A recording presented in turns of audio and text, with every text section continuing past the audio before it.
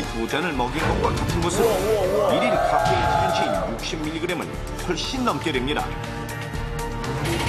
카페인을 과다하게 섭취하게 되면 카페인이 흥분작용을 일으켜 아이가 지나치게 산만하고 예민해지고 카페인이 위장을 자극해 속쓰림이 나타날 수 있습니다.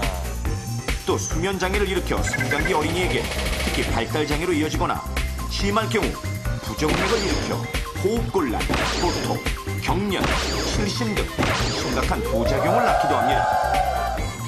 14세 미만의 어린이는 어른에 비하여 약에 대한 저항력이 매우 약합니다. 특히 약과 함께 복용했을 때 약의 흡수를 방해하거나 오히려 몸에 손상을 일으키는 음식물 중에는 아이들이 좋아하는 간식류가 많이 포함되어 있는데 어른이라면 크게 문제가 되지 않지만 약에 민감한 아이들은 훨씬 치명적인 부작용을 일으킬 수 있기 때문에 부모님들은 세심한 주의가 필요합니다. 그런데 어린이가 자주 복용하게 되는 감기약, 해열제, 진통제를 먹일 때 무심코 아이가 좋아하는 음식을 함께 먹일 경우 심각한 부작용을 낳을 수 있다는 사실 알고 계십니까? 첫 번째로 진통제 성분인 아세트아미노펜이 함유된 감기약을 복용했을 경우 아이에게 빵을 먹이는 것은 금물. 빵의 주성분인 탄수화물이 아세트아미노펜과 섞이면 약의 흡수를 방해하기 때문입니다. 또한 콧물 치료를 위해 항히스타민 성분이 들어있는 약을 먹이고 있다면 자몽이나 오렌지 주스는 절대 금물. 약과 함께 자몽이 간의 해독작용을 급격하게 떨어뜨리기 때문인데요. 특히 어린이는 약물에 대한 저항력이 약하기 때문에 자칫 사망에까지 이를 수 있는 치명적인 조합입니다. 성장기 어린이에게 필수적인 우유도 약과 함께 먹일 때는 결코 이로운 음식이 아닙니다. 우유의 주성분인 칼슘이 감기약이나 일부 항생제의 특정 성분과 결합해 약이 체내에 흡수되는 것을 방해하기 때문입니다. 그렇다면 어린이 감기약이나 해열제를 먹일 때 약물 사고를 예방할 수 있는 방법은 무엇일까요? 지금부터 올바른 복용 방법을 알려드리겠습니다. 잘 들어야 되겠네요. 먼저 아이에게 약을 먹일 때는 반드시 의사의 지시나 설명서에 적힌 복용법을 따르는 것이 기사는 잘 안 보게 되고 안 보게 되죠. 또한 급하다고 해서 성인용 약을 쪼개거나 가루를 내서 먹이는 것은 절대 금물.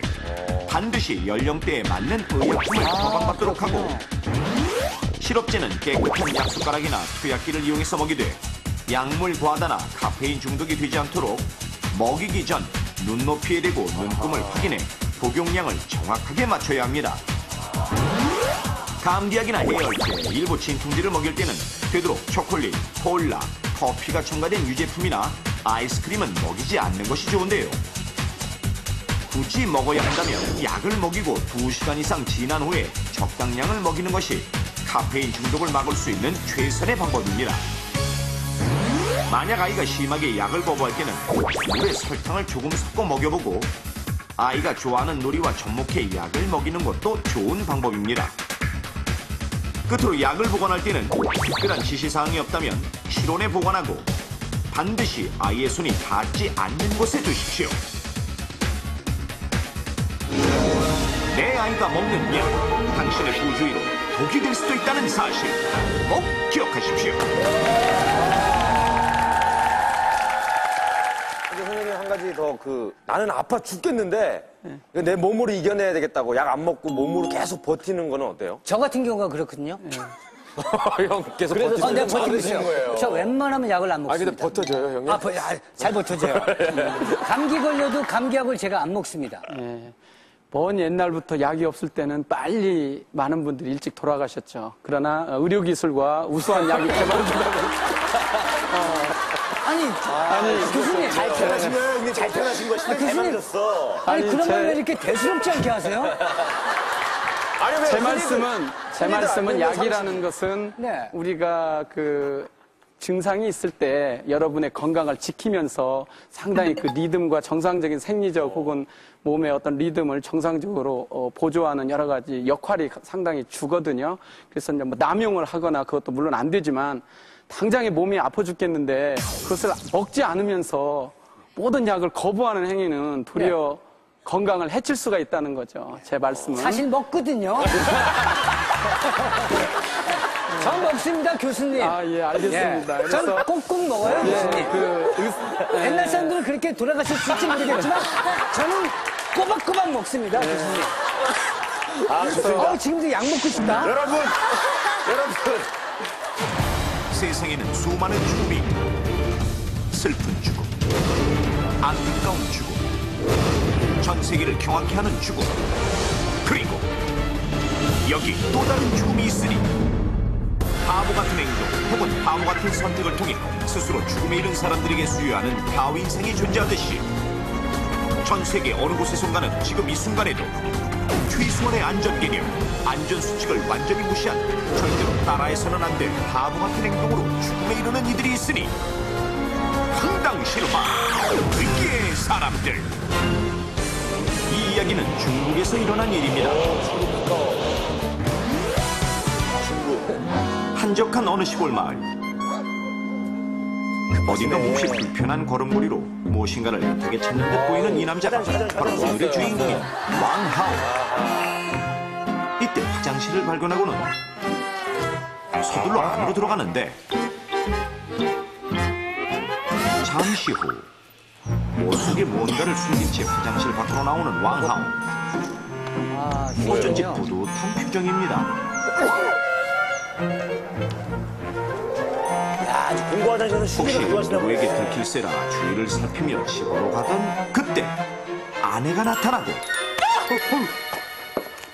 이게 뭐야? 일단 얼른 가자고. 아내를 데리고 서둘러 집으로 향하는데 그러니까 아까 그 화장실에서 이 휴지를 가져왔다는 거예요? 아, 이거 하나면 보름을 쓸 수 있는데 세금 꼬박꼬박 내겠다. 아, 이 정도는 가져와도 된다니까. 아, 저러시면 안 되는데. 정말요 진짜. 그렇습니다. 왕하오는 자린고비도 울고 갈 만큼 하나의 교세였던 것. 평소 그의 근검절약 정신은 상상을 초월할 정도인데 구멍난 양말을 꿰매 신는 것은 기본. 잇몸이 시리거나 이가 아플 때는 병원에 가는 대신 진통제만 먹고 참는가 하면 길에 버려진 담배꽁초를 주워 피우는 것은 당연지사. 또한 반찬은 늘 짭짤한 단무지와 춘장이 전부인데 춘장 이렇게 비벼 먹으면 다른 반찬은 필요 없다니까.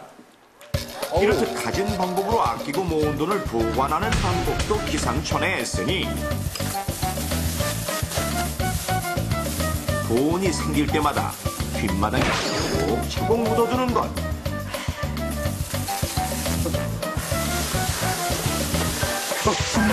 당신 지금 뭐해요? 아니 멀쩡한 땅을 왜 파? 아, 누가 들으면 어떡하려고. 돈을 여기다 묻은 거 아무도 모를 거야. 어? 돈이야 은행에 맡기면 되지. 왜 땅에 묻어요? 은행이 망하기라도 하면 어떡할 거야. 은행에 강도가 들어서 내 돈 다 털어가면. 돈은 내 주위에 있어야지 마음이 놓인다고. 남편의 황당한 주장에 할 말을 잃은 아내. 그리고 며칠 후 여보. 왜요? 저 마당에 숨겨놓은 내 돈 못 봤어?